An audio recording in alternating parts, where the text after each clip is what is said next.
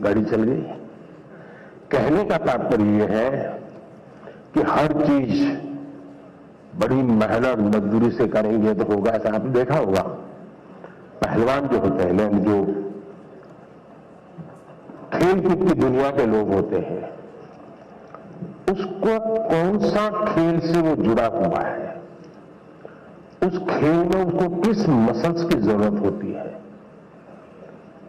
जो ट्रेनर होता है उसको मालूम है।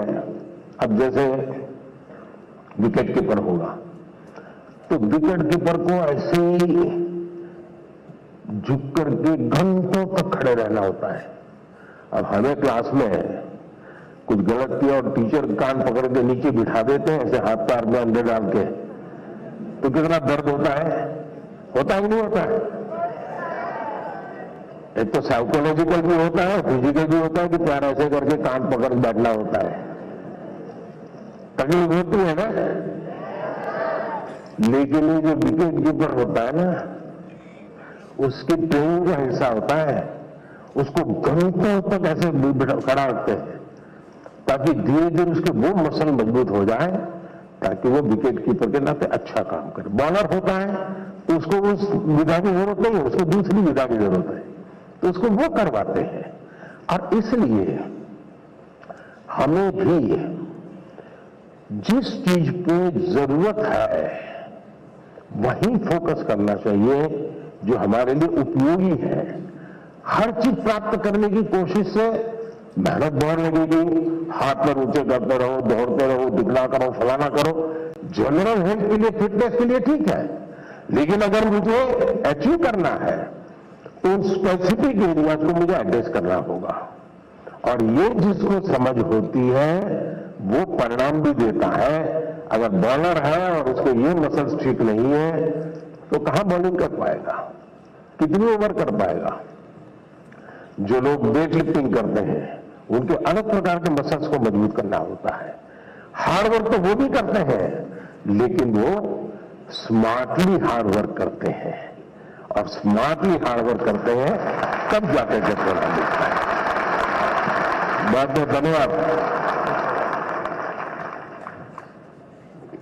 Thank you, Honorable Prime Minister, sir, for your insightful guidance on choosing consistent hard work in our lives. माननीय प्रधानमंत्री जी, गुरु द्रोणाचार्य के नाम से विख्यात साइबर सिटी हरियाणा के प्रसिद्ध औद्योगिक नगर गुरुग्राम की छात्रा जोविता पात्रा सभागार में उपस्थित है और आपसे प्रश्न पूछना चाहती है। जोविता, कृपया अपना प्रश्न पूछिए। Namaskar, Honorable Prime Minister, sir. My name is Jovita Patra and I am a student of class 10th of Jawahar Navodaya Vidyalaya, Gurugram, Haryana. It's my privilege and great honor to participate in the Pariksha Pe Charcha 2023. Honorable Prime Minister, sir, my question to you is, being an average student, आपसे exam में कैसे बेहतर करें इसके बारे में आपसे मार्गदर्शन चाहते हैं। कृपया उनका मार्गदर्शन करें माननीय प्रधानमंत्री जी। सबसे पहले तो मैं आपको बधाई देता हूं कि आपको पता है कि आप एवरेज हैं।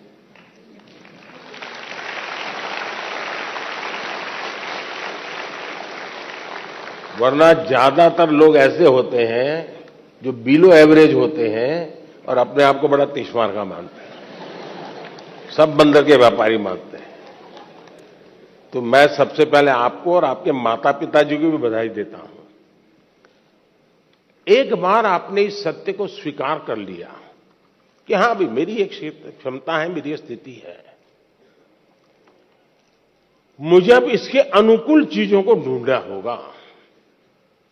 मुझे बहुत बड़े तीसमारखा बनने की जरूरत नहीं है। हम अपने सामर्थ्य को जिस दिन जानते हैं ना, तो हम सबसे बड़े सामर्थ्यवान बन जाते हैं। जो लोग खुद के सामर्थ्य को नहीं जानते हैं, उनको सामर्थ्यवान बनने में बहुत सारी रुकावटें आती हैं। इसलिए इस स्थिति को जानना, ये अपने आप में ईश्वर ने आपको शक्ति दी है, आपके टीचर्स ने शक्ति दी है, आपके परिवार ने शक्ति दी है। और मैं तो चाहूंगा हर मां बाप से, आप बच्चों का सही मूल्यांकन कीजिए, उनको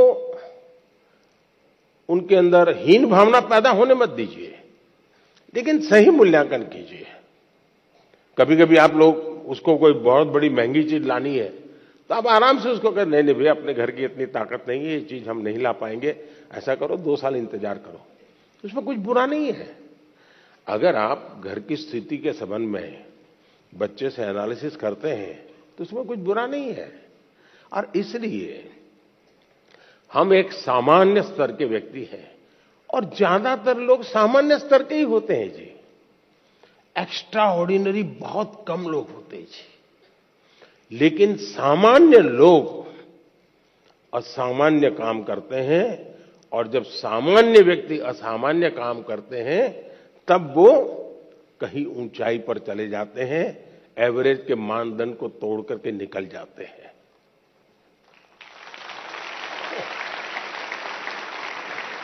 और इसलिए हमें कभी भी ये सोचना, दुनिया में आप देखिए ज्यादातर जो लोग सफल हुए हैं वो क्या है जी, वो किसी जमाने में एवरेज लोग थे जी, असामान्य काम करके आए हैं, बहुत बड़ा परिणाम लेके आए हैं। अब आपने देखा होगा इन दिनों दुनिया में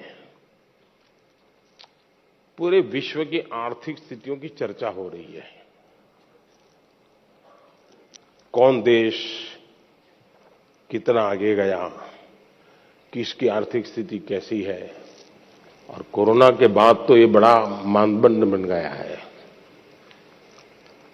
और ऐसा तो नहीं है कि दुनिया के पास अर्थवेत्ताओं की कमी है, बड़े बड़े नोबेल प्राइज विनर हैं जो गाइड कर सकते हैं कि ऐसा करने से आर्थिक स्थिति ऐसी बनेगी, ऐसा करने से ऐसी आर्थिक स्थिति, कोई कमी नहीं है। ज्ञान का प्रवाह बांटने वाले तो हर गली मोहल्ले में आजकल अवेलेबल है,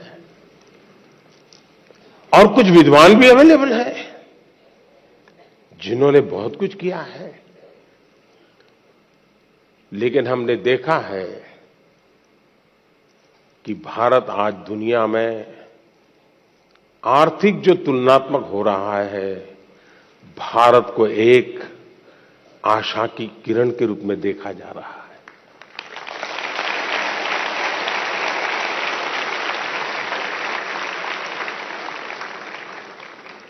आपने 2-3 साल पहले देखा होगा, हमारी सरकार के विषय में यही लिखा जाता था कि इनके पास कोई इकोनॉमिस्ट नहीं है, सब एवरेज लोग हैं, प्राइम मिनिस्टर को भी इकोनॉमिक्स का कोई ज्ञान नहीं, ऐसा ही लिखा जाता था। आप पढ़ते हैं कि नहीं पढ़ते ऐसा? लेकिन आज दुनिया में वही देश जिसको एवरेज कहा जाता था, वो देश आज दुनिया में चमक रहा है दोस्तों।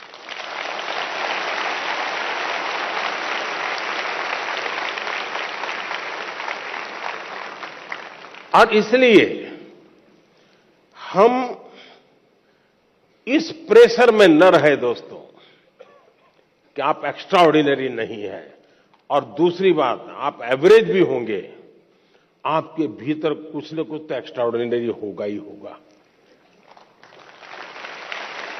और जो एक्स्ट्रा ऑर्डिनरी है उनके भीतर भी कुछ न कुछ एवरेज होगा।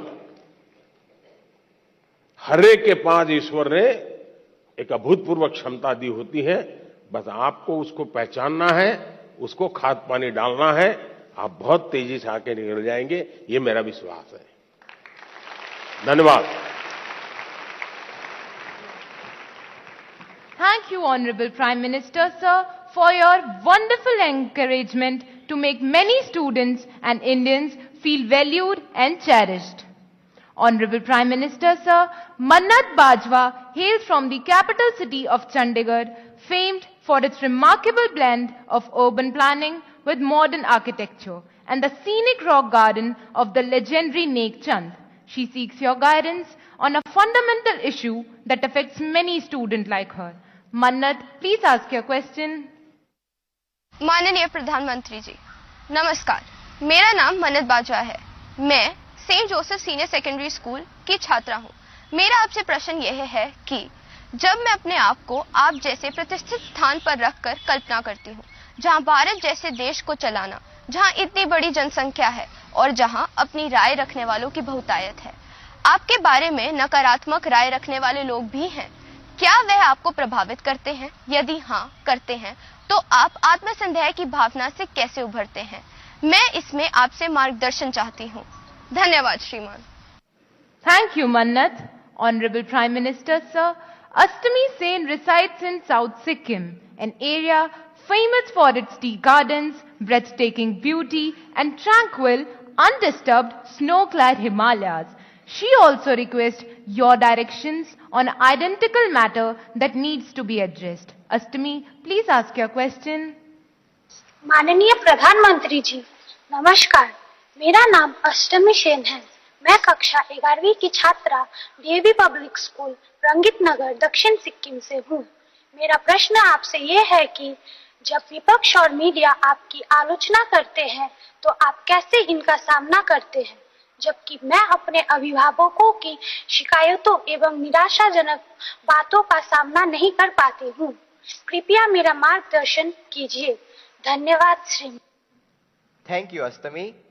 माननीय प्रधानमंत्री जी, राष्ट्रपिता महात्मा गांधी, सरदार पटेल और स्वामी दयानंद सरस्वती जैसे महापुरुषों की जन्मभूमि गुजरात की कुमकुम प्रताप भाई सोलंकी आभासी माध्यम से जुड़ रही हैं और इसी तरह की दुविधा में हैं। कुमकुम आपसे मार्गदर्शन चाहती है। कुमकुम, कृपया अपना प्रश्न पूछिए। माननीय प्रधानमंत्री महोदय, मेरा नाम सोलंकी कुमकुम है। मैं कक्षा 12वीं श्री हडाला बाल हाई स्कूल, जिला अहमदाबाद, गुजरात की छात्रा हूँ। मेरा प्रश्न यह है कि आप इतने बड़े प्रजातांत्रिक देश के प्रधानमंत्री हैं, जिन्हें कितनी सारी चुनौतियों का सामना करना पड़ता है। आप इन चुनौतियों से कैसे लड़ते हैं? कृपया करके मुझे मार्गदर्शन दीजिए। धन्यवाद। Thank you Kumkum. Honourable prime minister sir, Akash Jarira lives in the Silicon Valley of India, Bengaluru, known for being a perfect gateway to a plethora of activities, both traditional and modern.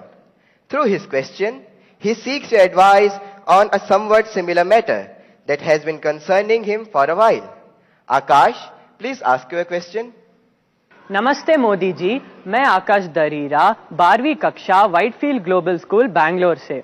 मेरा आपसे यह प्रश्न है कि मेरी नानी जी कविता ए माखीजा मुझे हमेशा सलाह देती है आपसे सीखने के लिए कि आप कैसे विपक्ष के लगाए हुए हर आरोप, हर आलोचना को टॉनिक और अवसर के रूप में देखते हैं। आप ऐसे कैसे करते हैं मोदी जी? कृपया हम युवाओं को भी प्रेरणा दें ताकि हम जीवन के हर परीक्षा में सफल हो। धन्यवाद। थैंक यू आकाश। माननीय प्रधानमंत्री जी, आपका जीवन करोड़ों युवाओं का प्रेरक रहा है। मन्नत, अष्टमी, कुमकुम और आकाश जीवन में आने वाली चुनौतियों में कैसे सकारात्मक रहकर सफलता प्राप्त करें, इस विषय पर आपका अनुभव जानना चाहते हैं। कृपया मार्गदर्शन करें। माननीय प्रधानमंत्री जी। आप लोग एग्जाम देते हैं और घर आकर के जब परिवार के साथ या दोस्तों के साथ बैठते हैं, कभी टीचर से निकट नाता है तो उनसे बैठते हैं और कोई सवाल का जवाब ठीक नहीं आया तो आपका पहला रिएक्शन होता है ये आउट ऑफ सिलेबस था। यही होता है ना? तो ये भी आउट ऑफ सिलेबस है। लेकिन मैं अंदाज कर सकता हूं कि आप क्या कहना चाहते हैं। अगर आपने मुझे न जोड़ा होता तो शायद आप अपनी बात को और ढंग से कहना चाहते होंगे, लेकिन शायद आपको मालूम है कि आपके परिवार वाले भी सुन रहे हैं, तो ऐसा खुल करके बोलने में खतरा है। इसलिए बड़ी चतुराई से आपने मुझे अंदर लपेट लिया है। देखिए, जहां तक मेरा सवाल है, मेरा एक कन्विक्शन है और मेरे लिए ये आर्टिकल ऑफ फेथ है। मैं सिद्धांततः मानता हूं कि समृद्ध लोकतंत्र के लिए आलोचना एक शुद्धि यज्ञ है।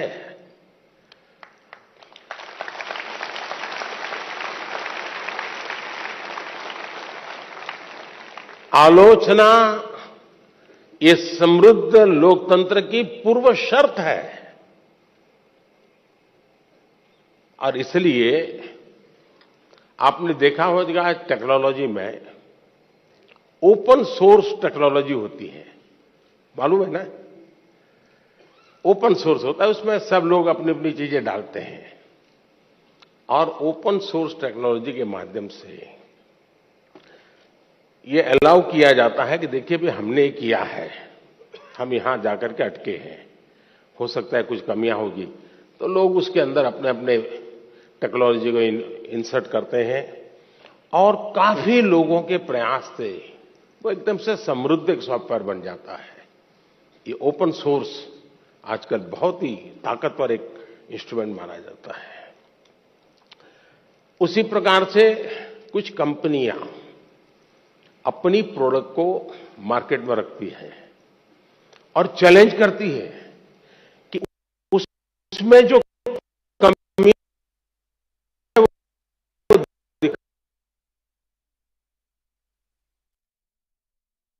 मार्केट में रखती है और चैलेंज करती है, वो उससे मुक्ति का रास्ता कोई इंगित करे तो होगा ना। लेकिन कभी कभी क्या होता है, आलोचना करने वाला कौन है उस पर सारा मामला सेट हो जाता है। जैसे मान लीजिए आप यहां स्कूल के अंदर फैंसी ड्रेस कंपटीशन है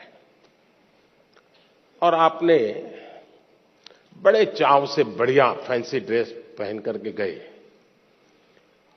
और आपका प्रिय दोस्त है, एकदम प्रिय दोस्त, जिसकी बात आपको हमेशा अच्छी लगती है, वो कहेगा यार तुमने ऐसा क्या पहना, ये अच्छा नहीं लग रहा है, तो आपका एक रिएक्शन होगा। और एक स्टूडेंट है जो आपको थोड़ा कम पसंद है, नेगेटिव वाइब्रेशंस हमेशा आते हैं उसको देखते ही, आपको उसके बातें बिल्कुल पसंद नहीं है, वो कहेगा देखो ये क्या पहन के आया है, कैसे पहनते हैं क्या, तो आपका एक दूसरा रिएक्शन होगा। क्यों? जो अपना है वो कहता है तो आप उसको पॉजिटिव लेते हैं उस आलोचना को, लेकिन जो आपको पसंद नहीं है वो वही कह रहा है लेकिन आपको गुस्सा आता है, तू कौन होता है, मेरी मर्जी, ऐसा ही होता है ना।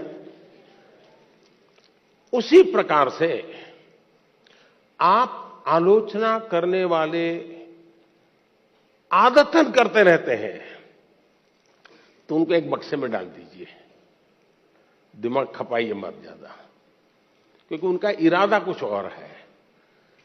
अब घर में आलोचना होती है क्या?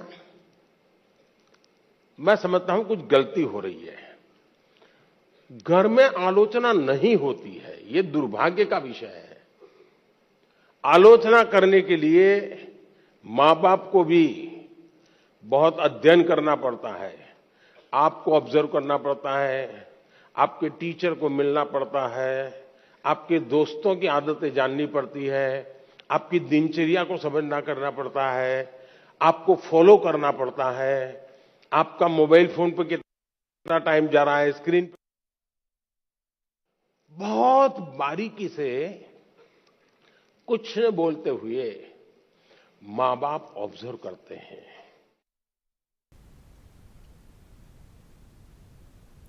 రైట్, ఇక అప్డేట్స్ చూస్తే తెలుగుదేశం పార్టీ